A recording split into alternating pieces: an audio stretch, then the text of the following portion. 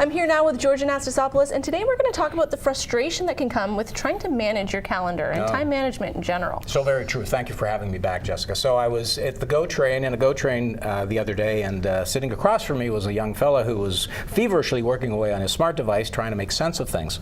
We made eye contact after a few minutes, and I asked him, what's going on? What's wrong? And he said, you know, I've got just so many things in my calendar. I'm trying to make them fit and make them work. It's so hard, and then there's my to-do list. I said, so what's got you all frustrated? Is it the fact that you can't make it work? He goes, no, that's part of the frustration, but the real thing is I have no control. So it's about control. Well, you would think that that's the case, but in fact, you know, we have so very little control to begin with of anything that it actually isn't about control. In fact, our employers, you know, we think they're in control of our calendar. In fact, they're authority, but we're still in control of the things we're in control of, like our calendars. So what can we do about the frustration then? Fair enough. So, first of all, defining the real issue. I have a favorite phrase that says, you know, fixing the issue that isn't the issue isn't going to get you far. That's for sure. So let's deal with the real issue. And if the real issue is frustration that we're facing, then let's deal with the darn thing. And so I'd like to pose the following to the audience, and that is frustration is a price.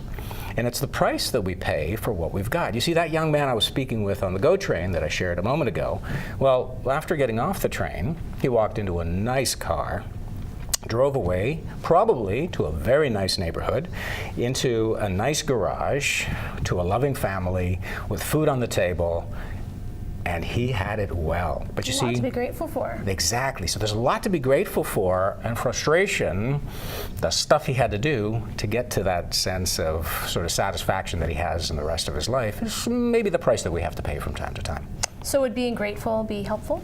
Absolutely. In fact, gratitude has been identified. I've often talked about gratitude as being one of the 3 G's of fulfillment. So between gratitude, generosity, and grace. And gratitude in particular, in fact, there's a lot of research on the topic that suggests that those of us who are more grateful, generally speaking, are happier, we're healthier, in fact, lower blood pressure, lower incidence of heart disease, you name it, more at peace. And so let's be more grateful.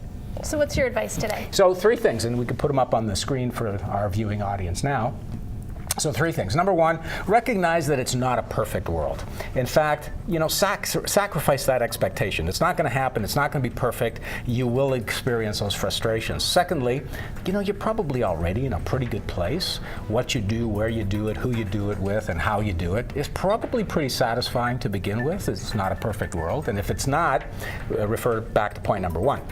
And thirdly, be grateful. Let's be grateful. Drop on your knees and give thanks in whichever way makes sense. Hug your family, take the dog for a walk, but be very grateful for what we have, and the frustration is just a small price we pay. Well, we're grateful for having you in today. For our viewers, if you'd like more information, please visit leadershipfundamentals.com.